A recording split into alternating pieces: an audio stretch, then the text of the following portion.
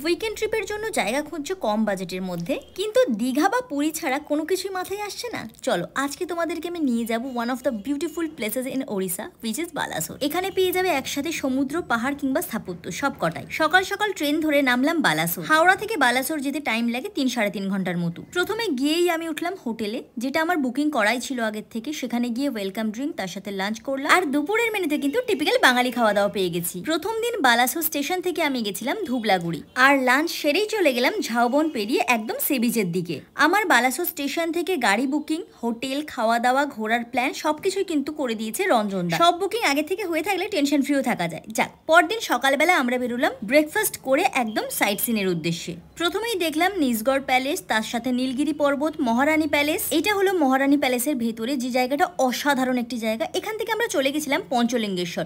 পঞ্চলিঙ্গেশ্বর যাওয়ার জন্য পায়ের কন্ডিশন একটু ভালো রেখো, কারণ প্রায় 1000টা সিঁড়ি আমাদেরকে উঠতে হবে, এবং তাও পার্কিং থেকে প্রায় 20 মিনিট হাঁটার পর। এখান থেকে বেরিয়ে মাঝে করলাম একটি হোটেলের লাঞ্চ, তারপর চলে গেলাম ব্লু লেক।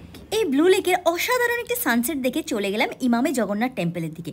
ইমামে জগন্নাথ টেম্পল দেখতে যতটা সুন্দর, এখানকার পরিবেশটা তার থেকেও বেশি সুন্দর। সুন্দর পাথরের কারুকার্য করা এই মন্দির কিন্তু একটি বালাসোরের হিডেন জেম বলা যেতে পারে। ওই দিন রাত্রিবেলা ফিরে গেলাম হোটেলে, তার পরদিন সকালে ছিল আমাদের ট্রেন। যাই হোক, পুরো ভিডিওটা কেমন লাগলো জানিও, ভালো লাগলে অবশ্যই লাইক, কমেন্ট, শেয়ার করো, and stay tuned for the next video. Tata, bye bye.